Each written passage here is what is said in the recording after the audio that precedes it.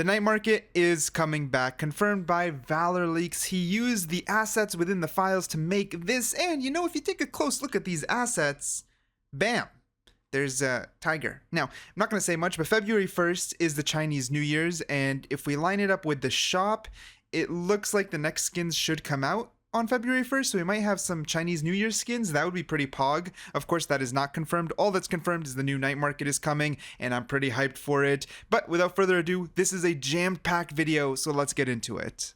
PBE patch 4.02 just dropped and we got a lore bomb, a lot of new voice lines that dive into the story of Valorant, on top of which we got some flash changes, like kind of like a flash rework. We'll explain those in just a second, and we got a teaser which I believe will lead to the Yoru rework. I think Riot is tying the lore into the Yoru rework, and they might even push for such a rework to the point they might re-advertise Yoru and market him. Not 100% sure, but you'll see in a bit. But let's start with the flash changes, starting with Phoenix. Huge shout out to Raven Valorant sources down below. Just take a look.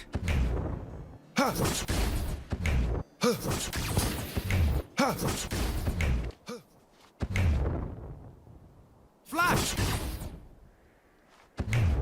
Flash! Watch your eyes! Watch your eyes! Flash! Watch your eyes! Watch your eyes! Flash! Watch your eyes! Flash! So obviously this is a little bit of a meme.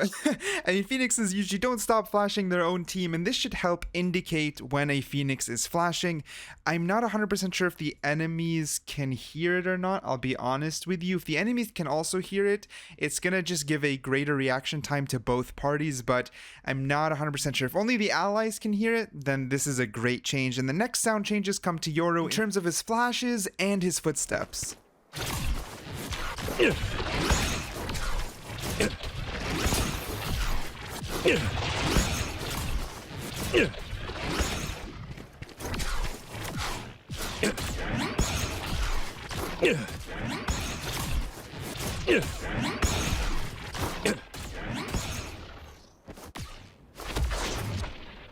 Decoy. Decoy. Decoy. Decoy. Decoy. Decoy. Decoy. The next thing we're going to be looking at is the new Yoru rework teaser, and it sounds so cool. We'll talk about it after you take a listen. Brimstone, something happened at S22. I was walking to warship again when I felt something different. The dimensional fabric was weaker there, older.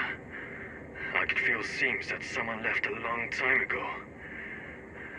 And then I fell into a space that wasn't just A to B. It felt more like now to then. I pushed forward as far as I could. And Brimstone, I heard someone calling to me. I didn't have time to answer before the rift closed. But I swear to you, I knew her voice. And in this case, S22 refers to Icebox, so obviously we know this is how Yoru was released. This is his teaser. We see his samurai suit, we see all the dimensions, we see it all ripping apart, and in this case, it looks like he pushes his power further to go back in time, something to do with his ancestry. There's just too many ways to theory craft this. Some people are literally making it out to be like an anime arc where he goes into the past, reaches out to someone who's his ancestor, and then they train him to harness his radiant power better. I don't know if that's how they're going to frame it. I expect some sort of cinematic or story blog to tie this together if that's actually the route they're taking, but that is super, super exciting if they really are taking it that seriously. It just means the rework is going to be a banger. I mean, just listen to that voice line. It seems so, so, so cool. Let me know your theories down below, but I think it's something to do with what we just said. The next voice line is a great lore for Chamber. So it seems as though Brimstone sent Viper to watch Chambers secretly in order to keep him in check or make sure he's in check. And as the voice line progresses, it also shows that Brimstone has some sort of lack of trust, except for a couple agents, and everyone else had to sort of slip their way into the squad slowly. But take a listen, I think it explains it really well. I've been keeping an eye on Chamber for you. He's playing games, but nothing you need to be concerned about. For now, at least. I know you don't trust him, but we don't have that luxury. Chambers made himself necessary, and we need to accept that. And he's followed through so far. As long as he keeps delivering, it's worth the risk. Our team will never be perfect. If it were, you'd only have Sova and Sage on the payroll. Hell, you made it work with Breach. I don't know how, but you did. If you can handle him, you can handle Chamber. I'll keep watching. The second his goals contradict ours, I'll take care of it. Just so much lore coming from this. Some problems with Breach, the fact that Viper would kill Chamber if he's out of line, just a ton of character development in such a short piece of audio. Like, really amazing. Now, the next one is with Phoenix, a little more lighthearted kind of jokes, but tells Phoenix's character a little bit. Hey Brim, listen up. So, today's mission got me proper tired. I'ma pass out right now. And you're always going on about getting enough rest, yeah? Like, self-care? So, I was thinking I should probably skip today's debrief. You know, 'cause I gotta look after my health and, like, everyone else was there.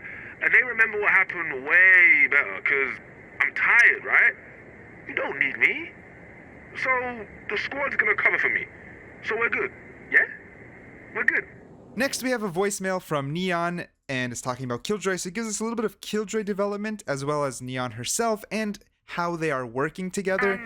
Hi. It's me. Can you talk to Killjoy? She keeps getting close to the conduction cells. Like, really close. And I keep telling her, Anubab, back up. I'm moving a lot of power, and she does. But then she comes back, and they're her safety protocols to begin with. And I'm following them. If she says stand behind the yellow line, I stand behind the yellow line.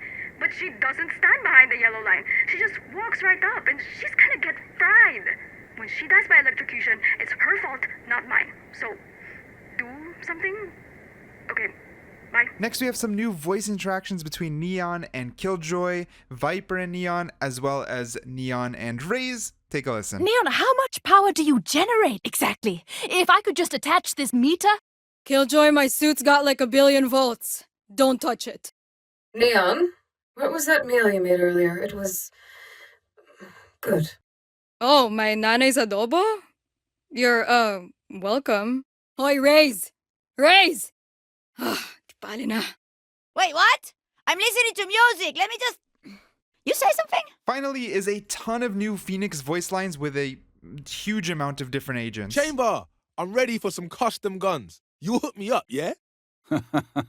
I'm sorry, Phoenix. You cannot afford me. All this for some Radianite. It's mad. Let's get it and be done. Remember, fam, winning takes sacrifice. Right, Cypher? Sacrifice? Like chess? Our chess game? Oh, come on, I know you got it. Who's hungry? Astra, let's finish up, then get jollof. I bought last time, so your treat. Astra, I bring the fire, you bring the stars. They are stars, right? Are they stars? Oh, Astra with their galaxy brain, yeah! Yo, let's stop these guys, for real. No one gets past me again. KO, Team Forge, let's go. Yoru, let's see what you got, mate. And that wraps up everything that we know thus far, or that has been discovered. I kind of waited a little bit. I wanted to montage more than just little audio clips, and this is what I was able to collect. Let me know what you guys think down below. I personally really enjoy listening to these. I enjoy finding them and when other people find them.